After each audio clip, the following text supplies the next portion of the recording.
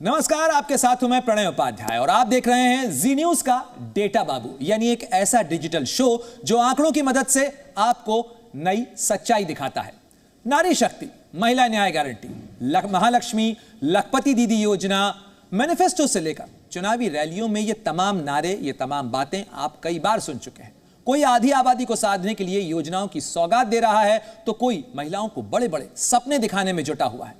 लेकिन महिलाओं को साधने की कोशिश आखिर क्यों हो रही है, इस पहेली को डिकोड करने के लिए पहले आप जरा डेटा बाबू के लाए आंकड़े देख लीजिए। तो देखिए, 2024 के अंदर 47 करोड़ महिला वोटर हैं, यानी इस बार चुनाव में जो महिलाएं वोट डालेंगी उनका आंकड़ा 47 करोड़ है और यह भारत के चुनाव में अब तक का महिलाओं का सबसे बड़ा आंकड़ा है।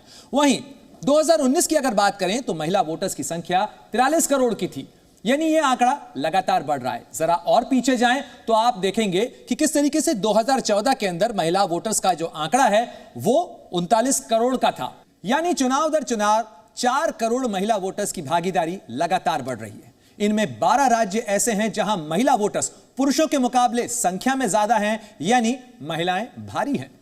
आंध्र प्रदेश, अरुणाचल प्रदेश, छत्तीसगढ़, ये वो तमाम राज्य हैं जहां पर महिलाओं का आंकड़ा पुरुषों के मुकाबले ज्यादा है और यही महिलाओं का जो दबदबा है वो सत्ता की सीढ़ी तय कर सकता है, यानी सत्ता का ऊंट किस करवट बैठेगा ये महिलाएं तय कर सकती हैं। ये तमाम राज्य हैं, आप देखिए, छत्तीसगढ़ उसमें शामिल है, पुदुचेरी उसमें शामिल है, केरल है, गोवा है, तेलंगाना है। इसके अलावा उत्तर पूर्व में अगर देखें तो मेघालय है, मणिपुर और नागालैंड, ये वो तमाम राज्य हैं जहां पर महिला वोटर्स की संख्या पुरुषों से ज्यादा है। 2019 में सिर्फ 8 राज्यों के अंदर महिला वोटर्स पुरुषों के मुकाबले ज्यादा थी, जबकि 5 साल के भीतर 50% के उछाल के साथ यह आंकड़ा अब 12 पर पहुंच गया है। यानी अब इन 12 राज्यों की सियासी ताकत क्या है वो भी आपको बता देते हैं।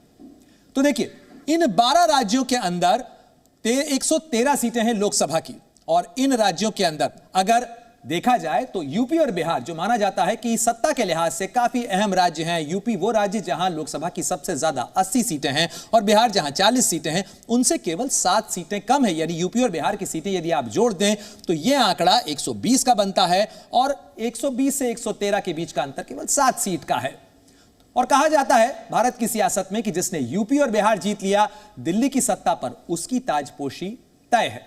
तो क्या महिला वोटर अब दिल्ली की सत्ता के लिए सबसे बड़ी सीढ़ी है?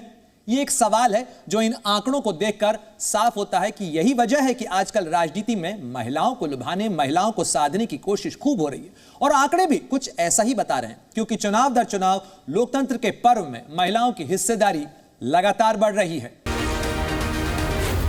जी न्यूज़।